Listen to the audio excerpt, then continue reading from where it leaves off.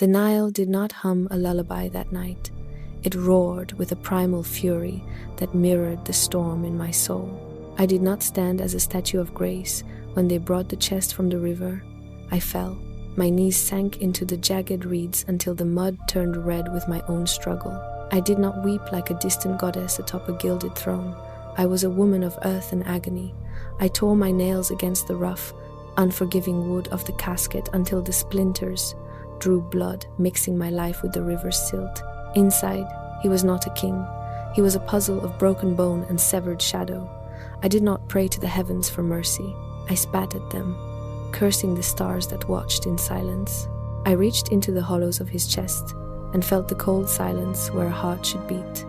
That was the moment the sky cracked. I did not mourn in the way the living do. I hunted for every fragment of his soul. I dragged his pieces through the thick, suffocating silt, my hands raw and shaking with a rhythm of desperation. I began the work of stitching him back together, using spells that burned my throat like molten lead. Each word was a flame, each incantation a jagged blade cutting through the veil of death. My milk, once sweet and life-giving, turned to salt and bitterness within me. Every breath I took was a curse, carved into the howling wind.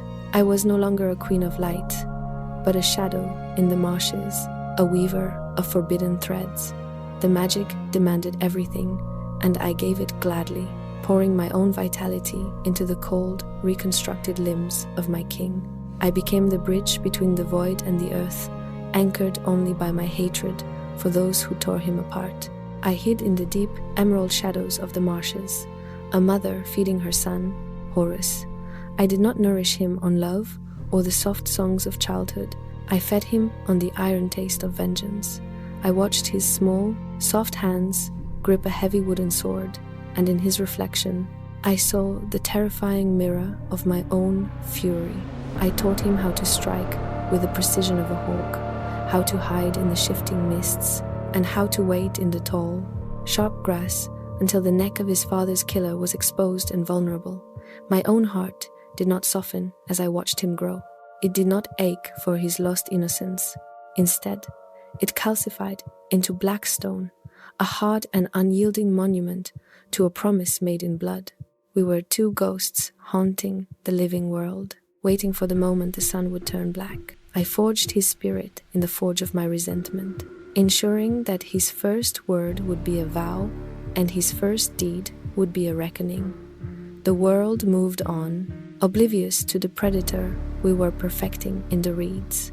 The threads of the universe were fraying, but I held them together with fingers that were permanently stained with the gray dust of the tomb. They call me a protector now. They bow and call me a queen of the heavens. They do not know the woman who crawled through the filth and the rot to reclaim a ghost.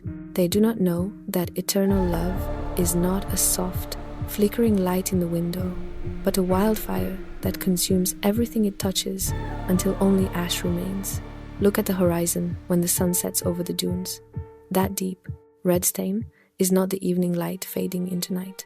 It is the color of the blood I spilled to keep a promise that death itself could not break. I am Isis, the one who refused to forget. I am the mother of the blade, and my shadow looms longer than the pyramids. Remember me when the wind bites, for I am the heart that turned to stone so that justice could breathe. One like equals one rune carved. One sub equals one pyramid built. Bell equals hear the Sphinx's call. Comment your quest. Epic Mythos Unveiled thanks you, traveler. This is Epic Mythos Unveiled. Thank you for watching.